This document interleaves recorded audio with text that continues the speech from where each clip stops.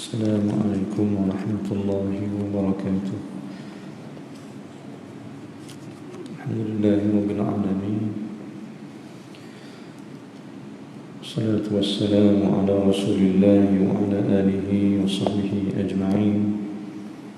Subhanaka la ilma lana illa ma 'allamtana innaka antal alimul hakim. Rabbi shrah li sadri wa yassir li amri wahlul 'uqdatam min lisani yafqahu qawli. Allahumma salli ala sayyidina Muhammad. Allahumma salli ala sayyidina Muhammad. Allahumma salli ala sayyidina Muhammad wa ala alihi wa sahbihi ajma'in. Amma ba'd.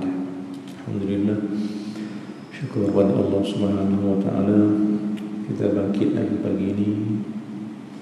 Kita hidup lagi pada hari ini untuk sama-sama kita bertaubat pada Allah, untuk sama-sama kita kembali balik menjadi hamba Allah yang Allah sayang. Karena sebelum-sebelum ni kita banyak buat benda yang Allah tak suka.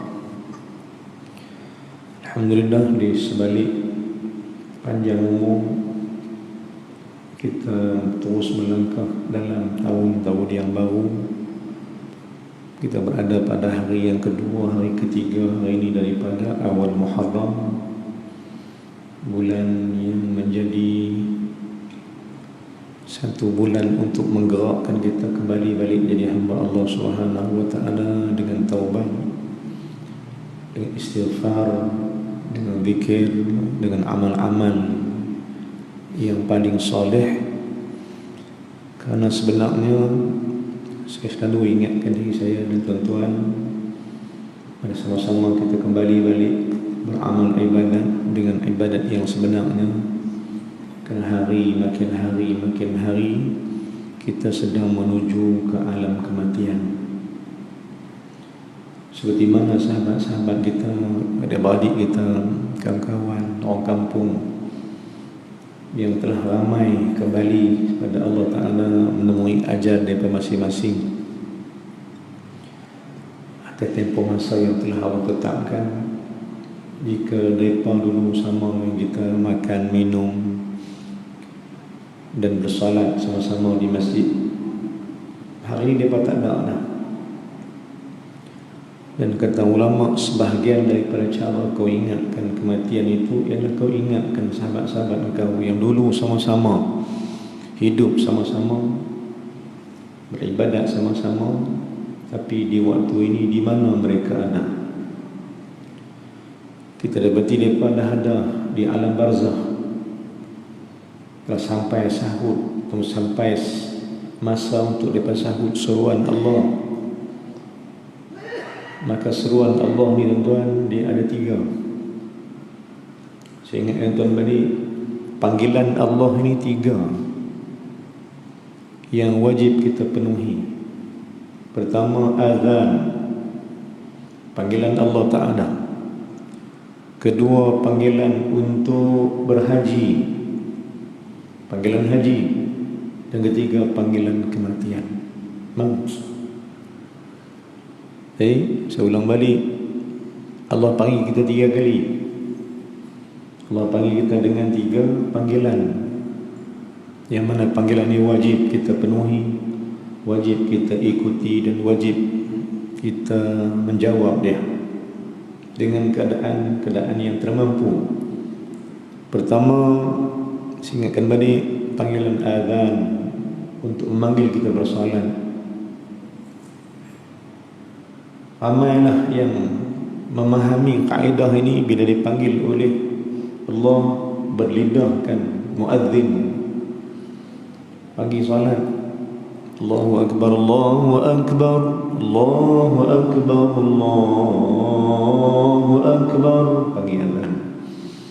Azan panggil kepada Allah. Azan tu panggil untuk menghadap Allah Subhanahu wa taala. Ramai yang dapat memenuhi kehendak Allah, subuh, zuhur, asar, maghrib, isya. Dan panggilan Allah Ta'ala ni bentuk 2, satu yang fardu, satu yang sunat. Salat itu 2, Ada yang dipanggil dengan bentuk azan dan ada yang dipanggil bentuk iqamah. Itu panggilan yang pertama yang telah kita penuhi, yang selalu kita ikuti.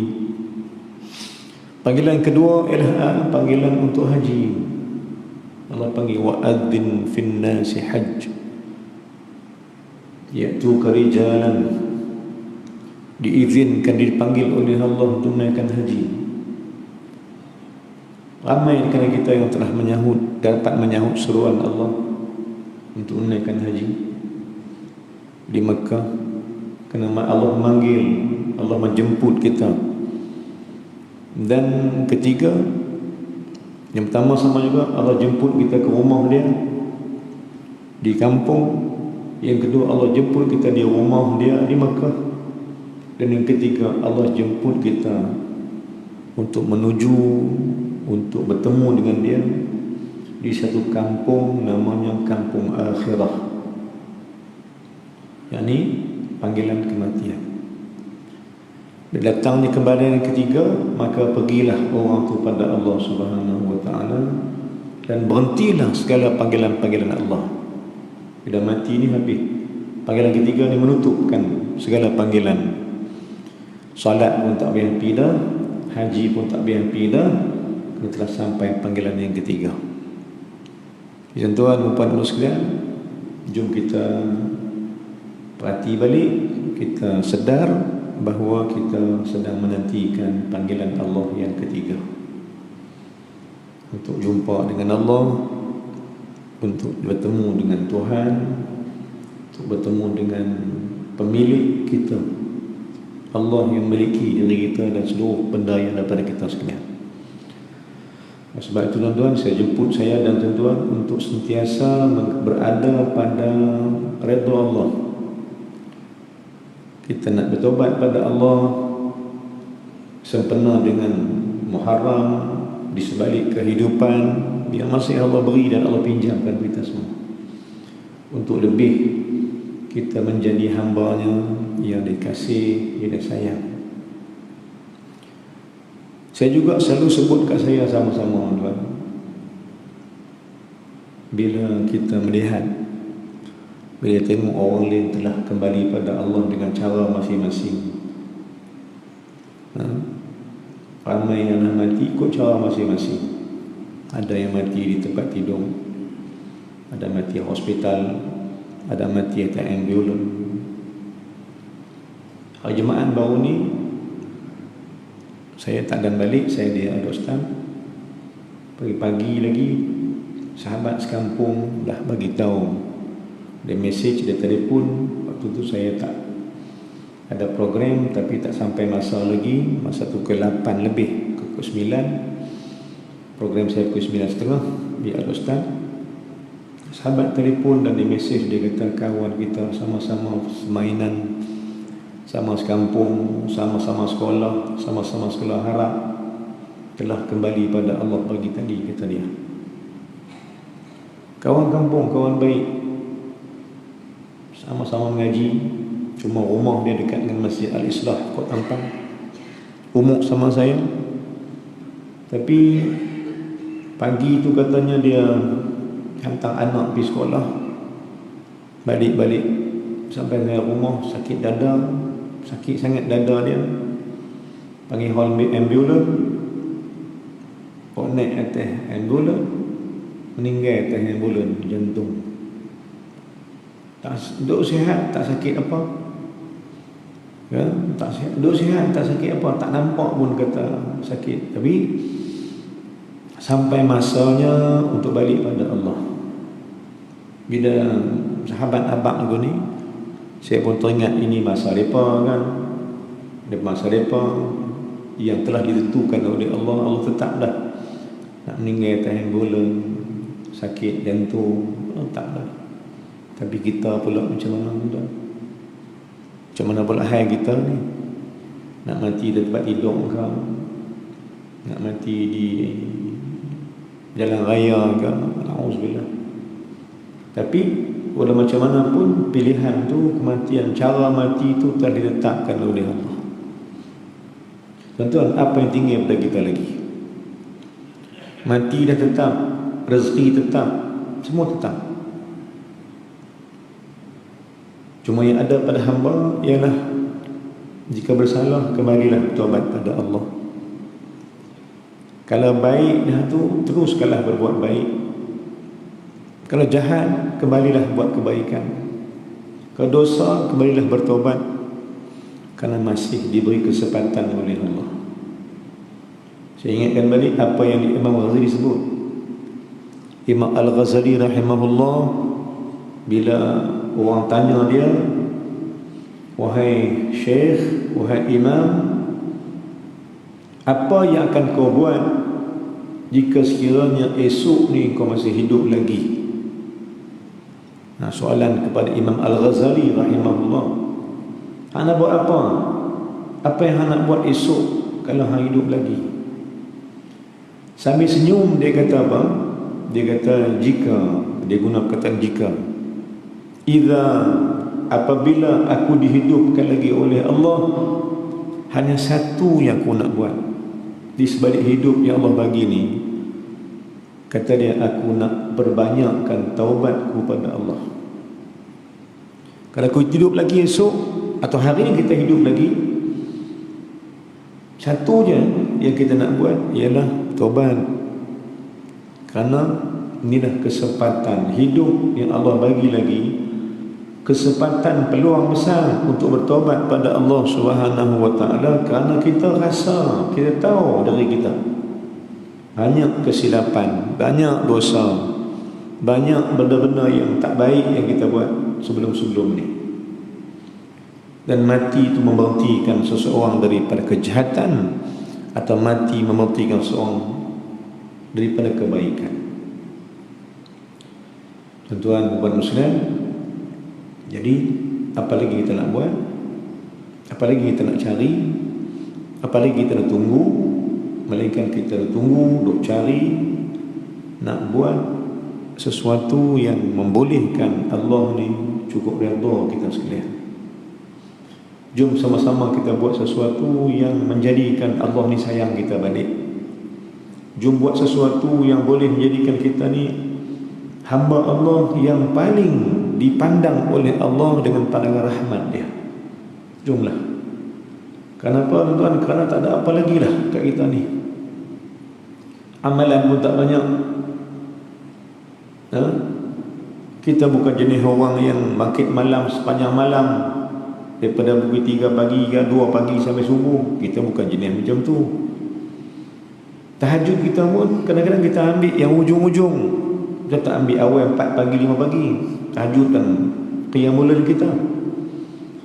Kalau tahajud kita pun ujung-ujung waktu, sambil dia tunggu subuh, pukul 6 lebih kurang kita bangkit awal. Tahajud kita 5.30. Maknanya tuan-tuan ni, perempuan Allah sekalian, segi kedudukan kita bukan kita buat ibadat, buat tahajud tu. Tapi masa itu berbanding dengan wali-wali Allah yang lain, mereka menghidupkan malam tu dengan nama qiyam al-lail. Kita bukan qiyam lail, kita qiyam subuh. Mereka qiyam lail. Lail ni tuan-tuan, dia bukan subuh. Lail ni ialah daripada 3 pagi tu malam, 12, 1, 2, 3 tu malam, 3, 4, 5 tu subuh. Dia panggil fajar, dia panggil subuh. Maka tuan-tuan yang Allah sekalian, nak kata apa kita ni? Qiyamul lail sepanjang malam tak juga. Baca Quran 1 juzuk sehari tak juga. Zikir 1000 kali sehari tak juga. Dia nak bangga apa dengan amalan kita sikit ni? Jadi tuan-tuan dan sekalian, walaupun kita buat baik, saya tak kata kita buat baik, kita buat amal soleh, tapi kita nak rasakan satu benda yang dirasakan oleh ahlillah, atau benda yang dirasakan oleh orang-orang yang soleh, orang solehin. Mereka rasa mereka tak pernah membanyakkan ibadat. Mereka tak rasa mereka ni orang soleh, tak rasa. Duk rasa mereka ni buat benda yang tak baik lagi. Mereka duk rasa mereka tak buat hak elok lagi. Jadi mereka duk pulun buat elok. Berbanding dengan kita tuan-tuan, na'udzubillah min dzalik. Saya suka sungguh Nak peringat tuan dengan satu ayat daripada surah yang kita baca. Tuan-tuan balik perhati ayat ni, renung-renung ayat ni, dan fikir-fikirlah kita ni macam mana kedudukan kita. Tuan-tuan, saya bagi ayat tu, tuan-tuan balik cari lah. Hari Jumaat kemarin kita disuruh oleh ulama, disuruh oleh syarak baca surah Al-Kahfi. Satu daripada ayat yang ada dalam surah Al-Kahfi ni, ayat yang nak buka luas pandangan mata kita, ayat yang nak buka luas kepahaman kita bahawa kita ni bukanlah orang yang beramal sangat-sangat. Ayat yang nak peringat kita bahawa kita ni bukan orang yang terbaik, dan jangan rasa terbaik. Apa ayat yang ada? Tengok ayat ni balik, buka Quran nanti. Tuan-tuan buka muka surat 304 belah kiri. Muka surat tu belah kiri. Muka surat 304 ayat 104. Baris 67 daripada atas.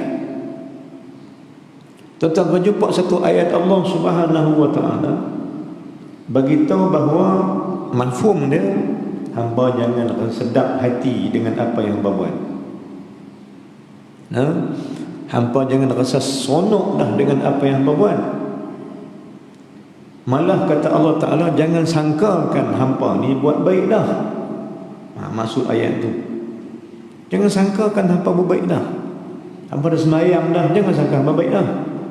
Hamba dah puasa, hamba dah ibadat macam-macam, dan jangan sangkakan hamba telah berbuat kebajikan dan kebaikan.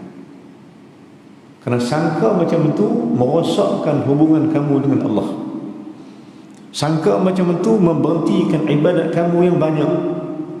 Sangka hang buat baik dah menyebabkan kita selesa. Tak apalah,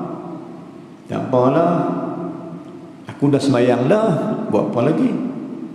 Aku dah puasa dah, aku dah mengaji dah. Maka merasakan kita buat baik ni satu kesilapan besar.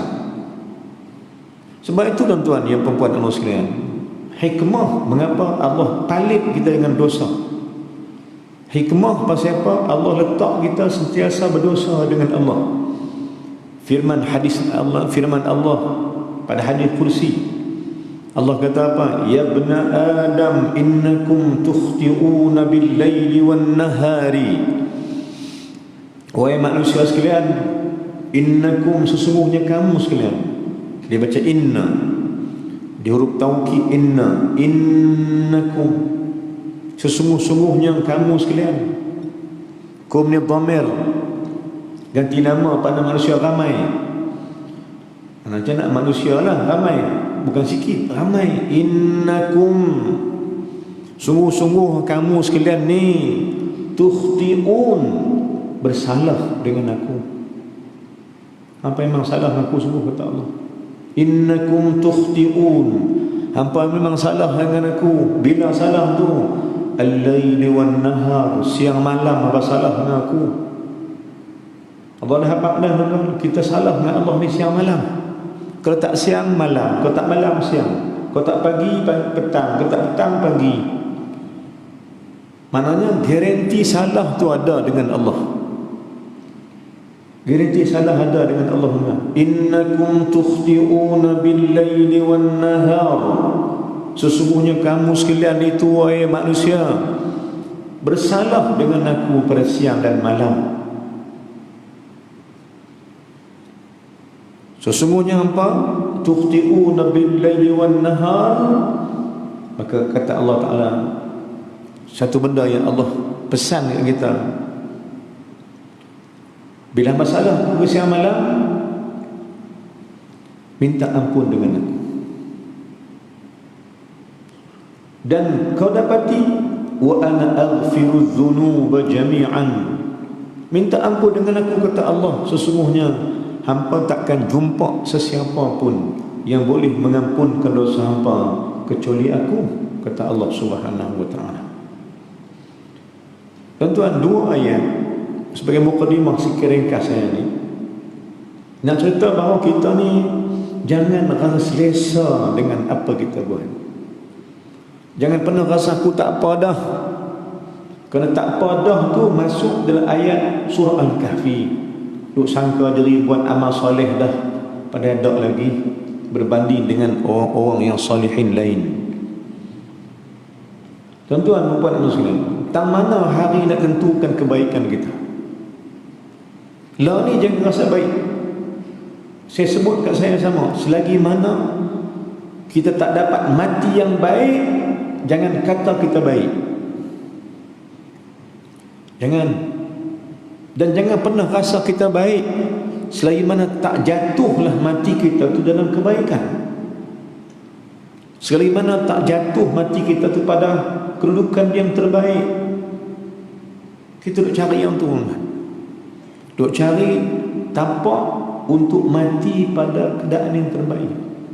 Kita nak bayangkan tuan, tak tahu nak bayang macam mana ada orang mati dalam sujud Allah. Kita nak bayangkan macam mana orang mati baca Quran, pegang Quran sambil pejam mata kan, ataupun kematian dia tu mati dia dalam keadaan sembam atas Quran Allah. Ada orang mati tengah duduk sujud sembam atas sejadah. Itu orang yang baik. Itu baru baik sungguh. Itu baru orang yang terbaik, sebab matinya pada keadaan terbaik. Itu boleh kita baik. Kata Sayyidina Ali bin Abi Talib karamallahu wajhah, dia kata lagi mana, jangan kau puji orang yang hidup, kerana belum tentu baik dia. Kalau nak puji betul, puji orang yang dah mati, khususnya orang mati pada keadaan yang terbaik, kerana pengakhiran terbaik menunjukkan dia orang yang baik. Nak puji orang mati, baguslah dia tu mati tengah sujud, mati tengah baca Quran, mati dalam masjid. Dan saya tuan-tuan, saya ingatkan tuan-tuan, berapa ramai sahabat-sahabat kita yang mati baik ni. Contoh yang saya selalu ingat kat tok saya sama. Mungkin tuan-tuan tahu benda ni, cerita lama, tapi saya nak congkeh balik bagi tuan-tuan ingat. Kalau tuan-tuan nak ingat, ada seorang sahabat kita, Qaryah Masjid Tikam Batu Al-Barakah, meninggal lebih kurang saya ingat dalam 7-8 tahun lepas.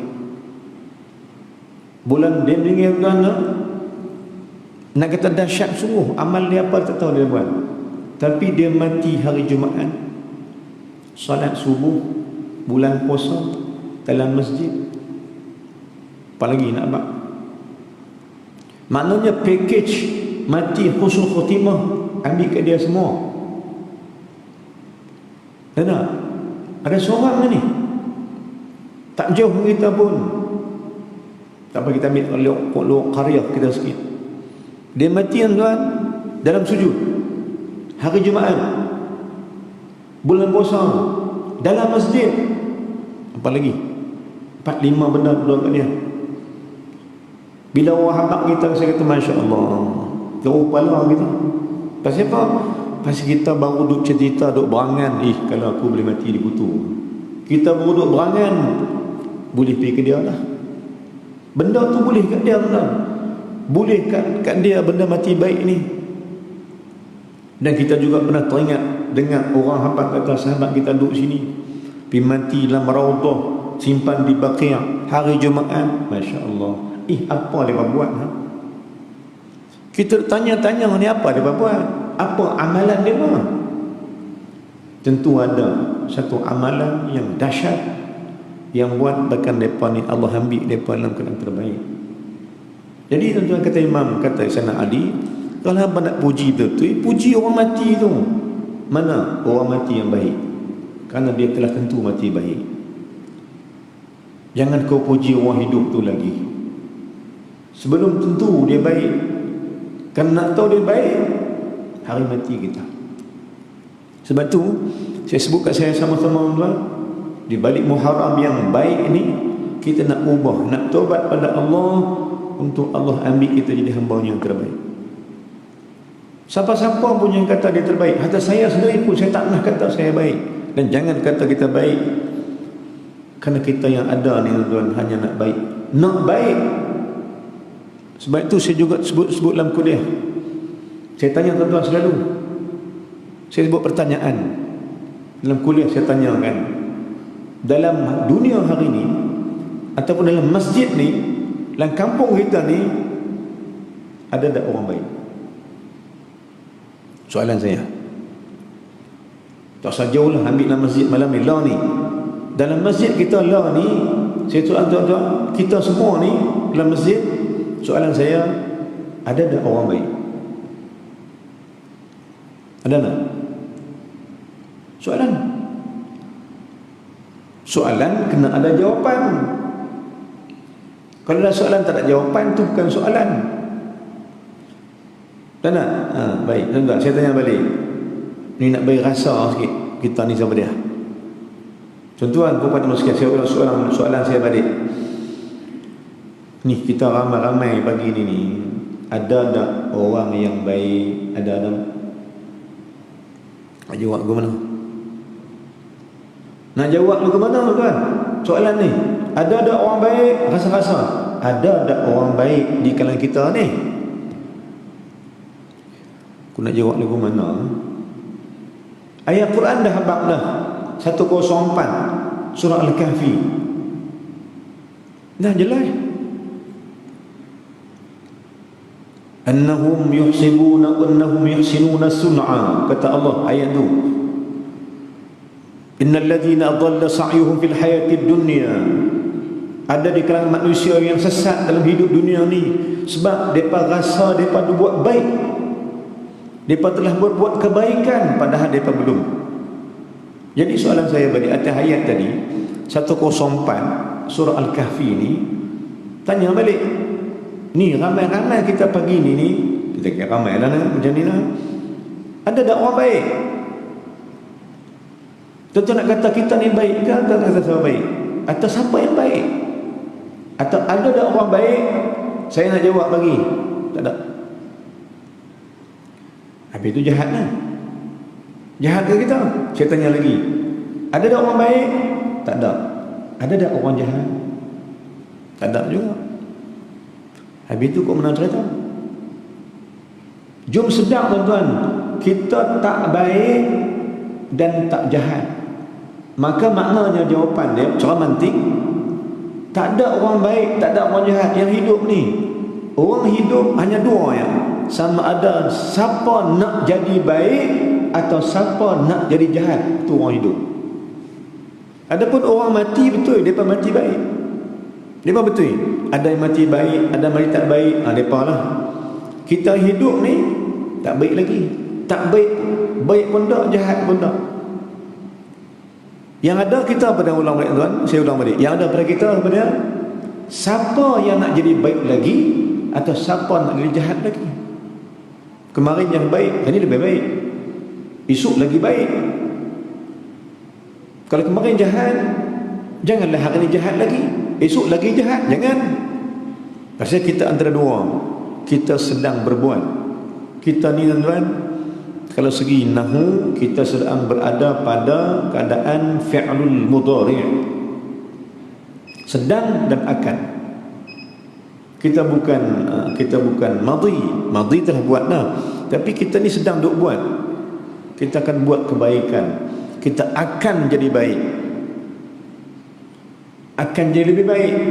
Bila hidup, kita nak minta pada Allah agar Allah jadikan kita terlebih baik. Maknanya akan baik lagi hari ini. Kemarin mungkin tak taubat, hari ini kita nak taubat. Tuan-tuan dan puan muslimin, jadi cara ringkasnya, fahamlah ayat tadi. Balik satu ayat ni pun kalau tuan-tuan boleh faham, tuan-tuan boleh amalkan, kita jadi orang baik dah. Tak perlu 6,660 ayat kata ulama. Cukup satu ayat saja kalau hang perhati. Seperti mana saya sebut sini dulu tuan, macam mana nak jadikan kita ni Allah sayang kita. Saya ingat tuan-tuan balik dah, macam mana nak buat bagi Allah sayang kita, macam mana dapat nak dapat jadi orang yang Allah cinta, kata Imam Ibn Qayyim Al-Jauziyah, saya pengat tuan tadi, kata dia, dalam 10 benda yang engkau buat, jika kau buat 10 perkara ini atau salah satu daripadanya, engkau pasti akan mendapat cinta Allah. Maknanya pasti kita akan dapat sesuatu yang menyebabkan Allah sayang kita sungguh. Apa antaranya? Yang pertama, dalam kitab Madaris Salikin, Madaris Salikin, kitab Imam Al-Qayyim Al-Jauziyah, kata dia yang pertama, siapa nak bagi Allah sayang, yang pertama, bacalah Quran dengan bertadabbur dan memahami apa maksud dan kehendak Allah Ta'ala. Ya, bukan kita baca saja, jangan baca saja, baca dengan faham. Ambil tafsir, tengok balik. Sebab tu saya ulang balik, satu ayat ni kalau kita boleh, kalau kita bolehlah bertadabbur dia, kalau kita boleh menghayati dia, kita jadi orang terbaik. Ayat apa tuan? Tengok balik ayat 104 pada muka surat 304 surah Al-Kahfi itu. Yang ni ayat ni suruh kita jangan rasakan kita buat baik dah, tetapi kita rasa kita nak jadi yang terbaik dari masa ke semasa. Baik tuan-tuan dan sekalian, kita sambung baliklah pengajian kita insya-Allah pada masa yang terhad. Saya kembali balik bincang kita muka surat yang ke-27. Berhenti lama kita tanah. Sambung semula, sambung balik dalam bab menjaga lidah. Baik, menjaga tutur kata untuk jadi orang terbaik, untuk jadi orang lebih baik, kita jaga lidah. Dan tuan-tuan, mengapa kita diajak oleh syarak dalam bacaan qauliyah dalam solat? Semua qauliyah dalam solat diminta baca baik, diminta baca bergelok. Fatihah kena baca elok, iftitah kena baca elok, takbir kena betul, tahiyat kena bagi kena, semua jenis bacaan yang 5 lah, qauliyah 5. Baca elok, Bismillahirrahmanirrahim, baca tertil. Pasal apa syarak suruh baca elok? Kerana hikmahnya ialah untuk menjadikan lidah kita ni lidah yang elok. Bacaan-bacaan yang baik, qauliyah yang baik, yang kita perelokkan bacaan agar lidah kita lidah yang baik, yang cakap elok, supaya terpeliharalah tutur kata ini. Jadi lidah yang baik, cakap elok, tak cakap merapu, tak cakap benda-benda yang mengguris hati orang, melukakan hati orang, buka aib orang, buka aib diri sendiri. Ini apa benda? Tuan-tuan dan sekalian, jadi mengapa kita diajak baca baik dalam Fatihah, dalam surah dan sebagainya? Kerana kita nak diajak syarak untuk menjaga lisan dan lidah. Qala ma'alif rahimahullah subhanahu wa ta'ala wa nafa'na bihi wa bikum amin fid darain. Muka surat 27. Saya balik bacaan dia insya-Allah sikit. Ketahui olehmu, ambil tahu kita sekalian, bahawasanya ada bagi lidah itu kebinasaan yang banyak. Baik, kata tuan guru kita, kata syekh kita yang karang kitab ni, dia peringat kita, jom ambil tahu bahawa lidah ni buruknya banyak sangat. Lidah ni banyak binasa daripada bahagia. Lidah ni banyak benda yang boleh mengarut daripada yang elok. Maka dia kata, jangan ketahuilah lidah ini banyak binasanya, tetapi memada akan dikau kerana menolak akan semuanya oleh beramal dengan sesuatu ayat. Binasa lidah ni tuan-tuan banyak, tapi kata dia cukup kalau kau nak beramal satu benda. Binasa lidah ni banyak, tetapi cukuplah kalau hang boleh beramal dengan ayat ni. Cukuplah menolak semua yang tak elok itu apabila kau beramal dengan satu ayat daripada Quran yang mulia. Nak tolak kejahatan lidah ni, cuma tengok satu ayat saja. Apa ayat dia? Surah An-Nisa ayat yang ke-114. Cukuplah ayat ni, ayat yang boleh tolak kejahatan lidah. Nah, tuan, kata ulama dalam pengarang kitab kita, fahami ayat ni, satu ayat sudah. Cukuplah ayat ni boleh menolak seseorang itu daripada kejahatan lidahnya. Surah An-Nisa ayat 114. Firman Allah Subhanahu wa taala, la khaira fi kathirin min najwahum illa man amara bi sadaqatin aw ma'ruf. Ayat ni satu ya. Dan sambungan dia lagi lah. Saya ulang balik, kata pengarang kita, kalau hang faham satu ayat ni cukup dah. Dia boleh tolak semua jahat lidah hang. Kejahatan lidah ni tertolak dengan satu ayat ni. Ayat, ingat balik, An-Nisa ayat 114, yang maknanya tiada ada kebajikan pada banyaknya daripada berbisik-bisik mereka itu. Berbisik-bisik mana bercakap? Cakap ni tak ada kebaikan. Banyak cakap ni tak ada kebaikan, kecuali kata Allah Ta'ala, cakap jadi baik apabila mereka itu menyuruh ia dengan bersedekah atau kebajikan atau mendamaikan antara manusia. Jadi cakap ni jadi baik dengan tiga benda.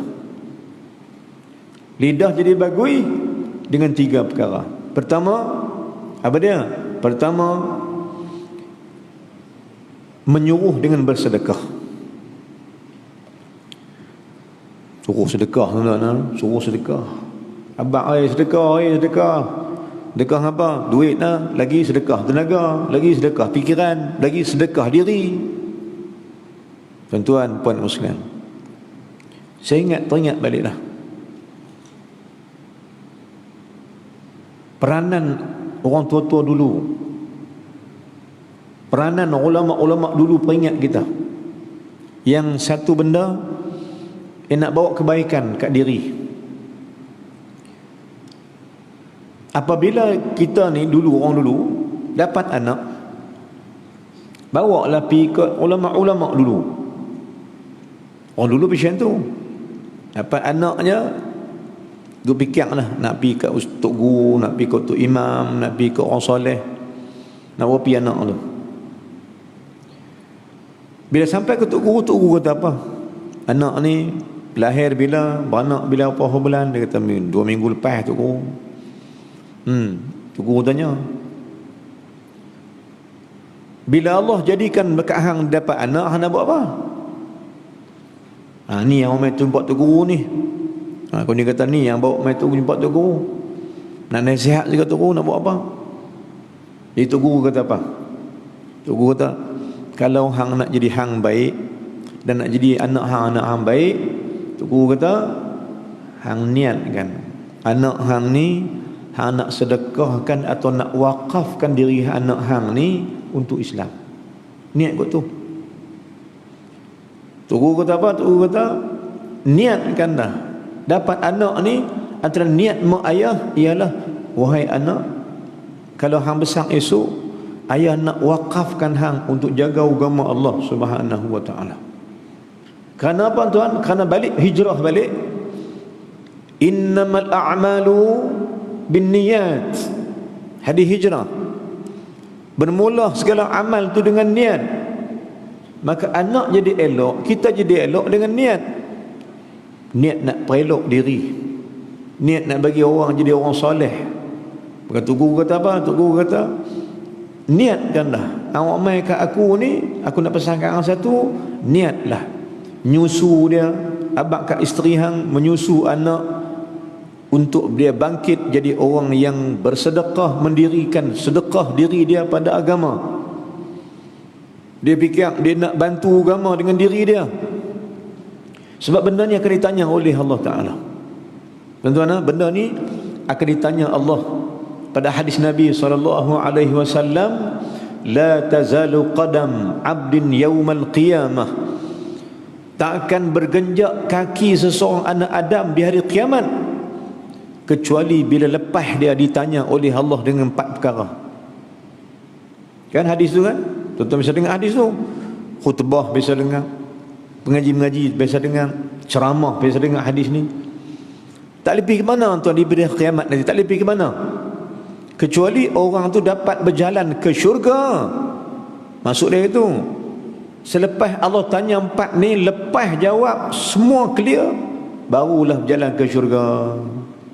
Apa soalannya? Antara yang Allah tanya, tuan-tuan peringat balik, Allah tanya, min jasadika aina ablah, jasad diri hang ni hang pikuk mana? Hang buat apa dengan jasad diri hang? Diri hang ni hang buat apa? Ni tuan-tuan ni, kita buat apa? Maksudnya, maksud apa Allah tanya ni? Aku bagi hang sihat, aku bagi hang kuat, aku bagi jasad hang elok, sempurna, fi ahsani taqwim. Hang buat apa diri hang? Nak jawab apa tuan?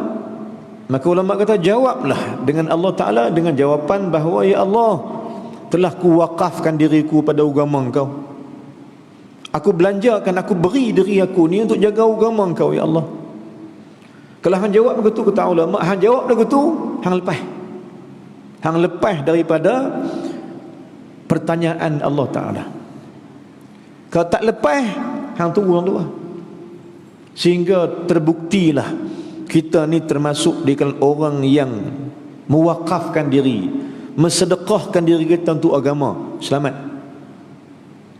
Ni bukan tuan sedekah, wakaf, infak diri kat agama ni bukan boleh apa pun.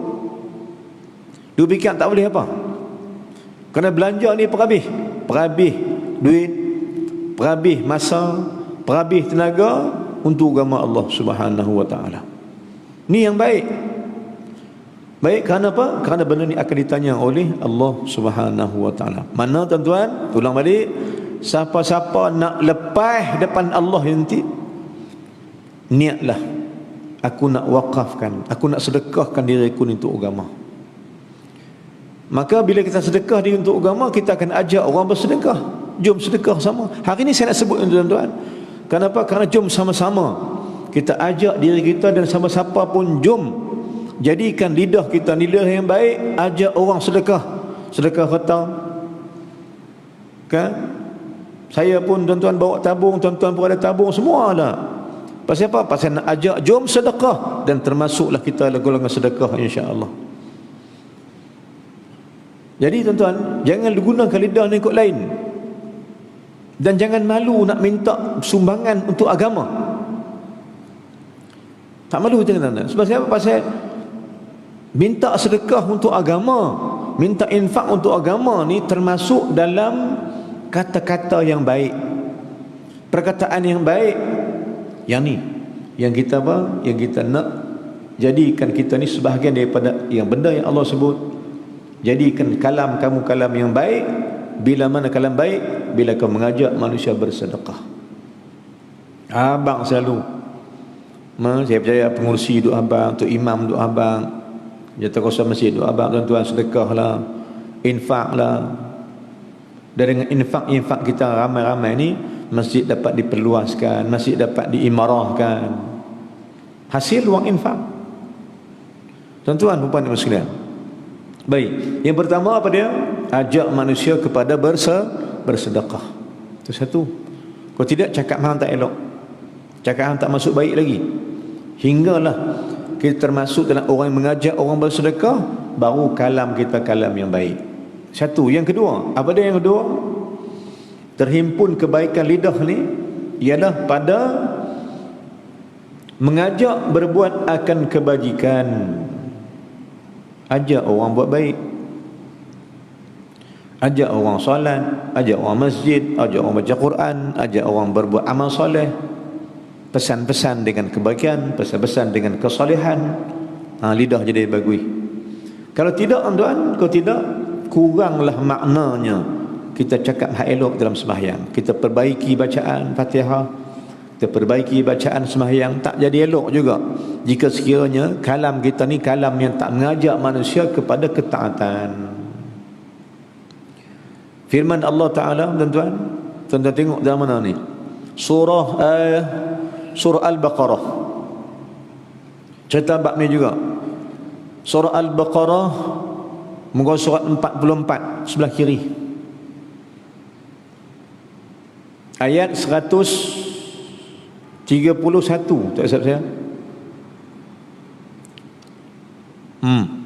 Muka surat 44. Cuba tengok Quran balik. Kata Allah Subhanahu wa ta'ala, di antara ciri-ciri orang yang baik, qaulun ma'rufun wa maghfiratun khairum min sadaqatin yatba'uha adha. Firman Allah kan, qaulun ma'rufun wa maghfiratun khairum min sadaqatin yatba'uha adha. Cakap-cakap yang baik itu, kata Allah, qaulun ma'rufun, cakap-cakap yang baik, wa maghfirah, dan minta ampun pada Allah. Cakap dan minta ampun, ya Allah ampun dosaku, ajak orang bertobat. Yang ni kata Allah, khairun min sadaqatin, lagi bagus daripada sedekah. Bermakna apa? Satu ayat ni maknanya ajak manusia baik itu sedekah yang terbaik. Pesan manusia kepada kebaikan itu merupakan sedekah kita pada orang. Nak sedekah duit tak mampu, sedekahlah kalam-kalam baik. Macam mana nak buat? Ajak manusia. Yang pertama nak ajak siapa tuan-tuan? Ajaklah anak-anak tu ke masjid. Ajak. Sebab kita juga bila mana jumpa dengan orang tua-tua, khususnya muslimat, dia mengadu juga lah. Orang muslimat ni tak tahu nak ngadu tang mana, tanyalah pendapat. Ustaz, macam mana kami nak buat? Ustaz, anak kami ni jemaat tak mau pergi, masjid tak mau pergi, nak buat mana? Kok dah ayat-ayat apa Ustaz boleh bagi? Nak baca ayat lah. Kok dah ayat apa-apa Ustaz boleh buat bagi anak kami? Jadi anak yang dengar kata sikit, Ustaz. Pasal apa? Kata aku tu, pasal anak kami ni jemaat tak mau pergi. Tambah-tambah lah ni PKP, SOP macam-macam ni. SOP, PKP, langsung tak pergi. Teruk je. Dengar? Pasal apa? Pasal SOP banyak. Pasal apa tak pergi? SOP. Pasal apa tak pergi? PKPP. Orang duk pergi, dia tak pergi. Jemaat tak pergi. Ngaji tak pergi. Apa tak pergi? Pasal alasan dia alasan dia PK. Orang PKPP pakat pergi, dia pakat tak pergi. Duduk masjid, duduk rumah, tak pergi sembahyang. Bila mak tanya pasal apa tak pergi, payah kan, nak tulis nama apa semua, dia pakat ada masjid berikat. Payah kan, tak sampai langsung. Bagus ke tu. Maka nama isteri tanya, Ustaz nak buat ke mana anak kami?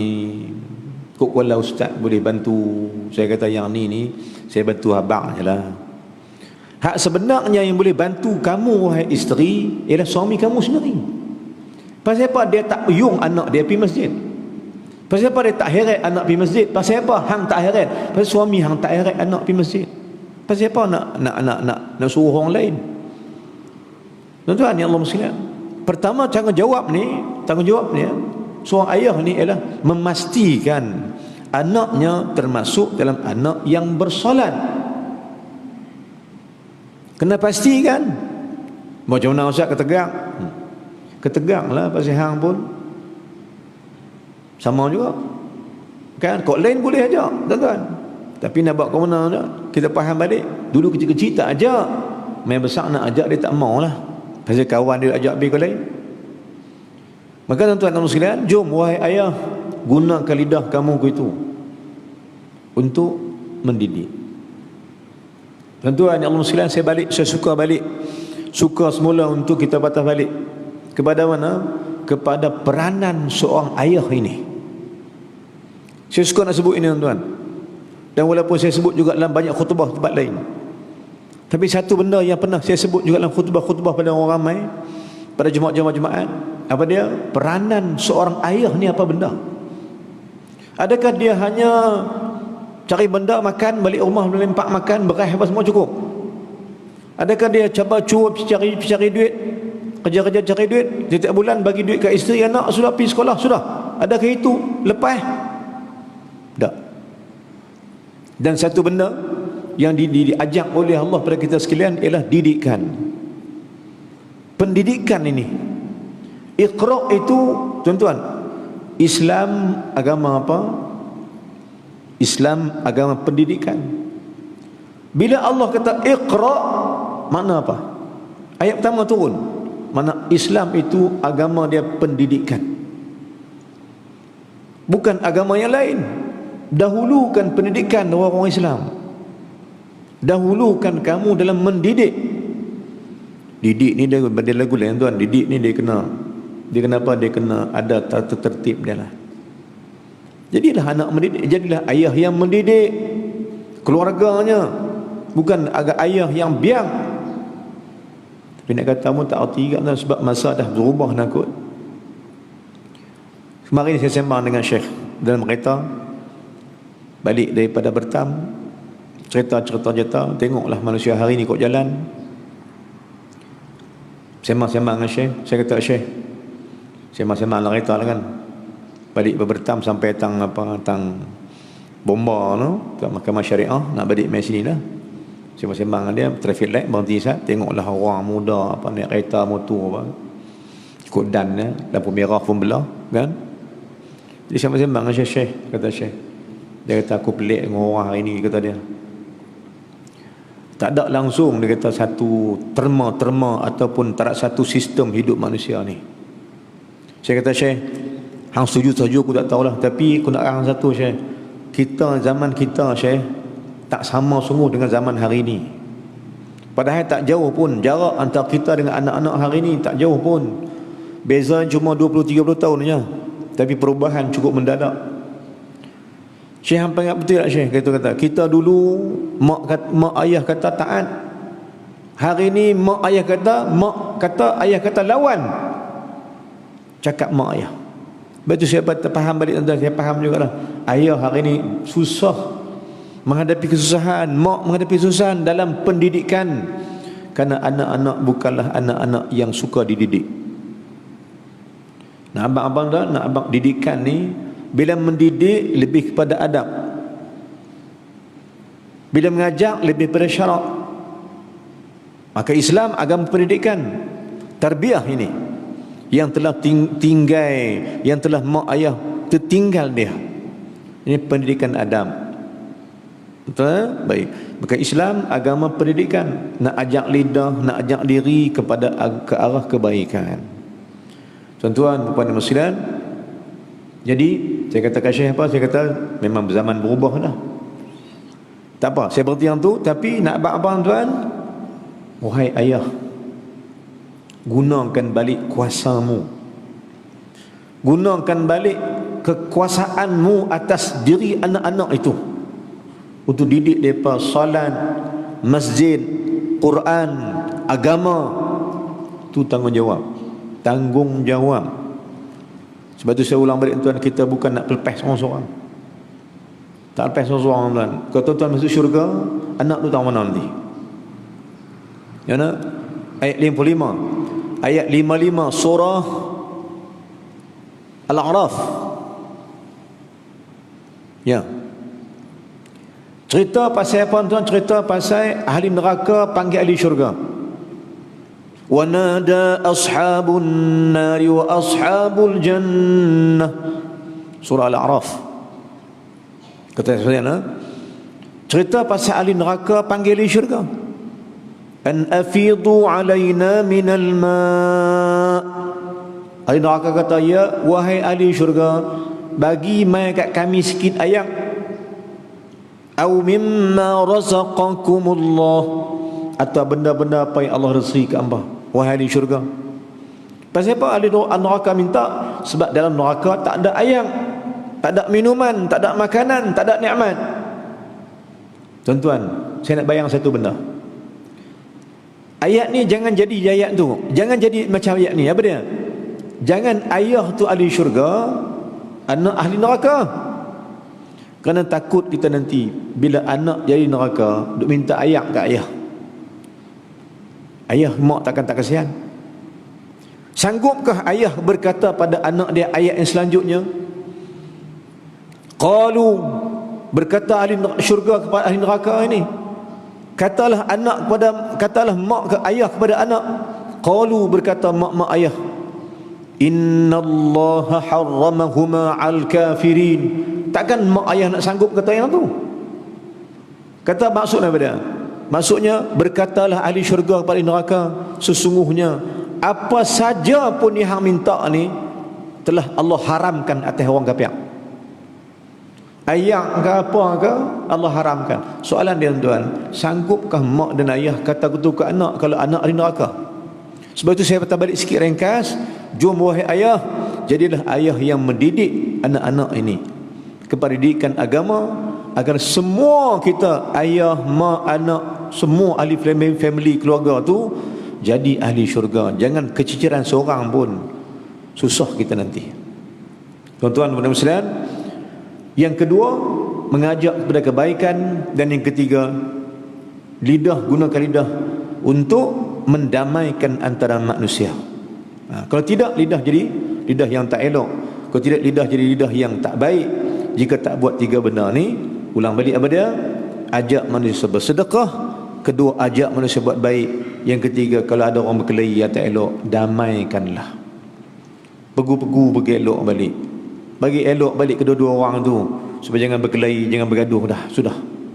Jom jadi ayah yang mendidik, mak yang mendidik, dan jom jadi jiran yang mendidik, dan jom jadi masyarakat yang mendidik seseorang pada agama Allah Subhanahu wa taala. Wallahu alam. Aqul qouli hadza wa astaghfirullahal azim li wa lakum. Tak kata saja pagi ni insya-Allah. Kita jumpa lagi pada masa-masa depan. Insya-Allah, mudah-mudahan kita maaf banyak-banyak salah silap kesalahan bahasa. Aqul qouli hadza wa astaghfirullahal azim li wa lakum. Sa'il muslimina wal muslimat wal mu'minina wal mu'minat fastaghfiru fa fawzal mustaghfirin wa najat taibin. Bismillahirrahmanirrahim. Alhamdulillah wassalatu wassalamu ala Rasulillah wa ala alihi washabihi ajma'in. Allahumma ighfir lana dhunubana wa liwalidayna warhamhuma kama rabbayana shaghira. Jami'al muslimina wal muslimat bi rahmatika ya arhamar rahimin. Allahumma zidna ilman nafi'an wa amalan salihan maqbula.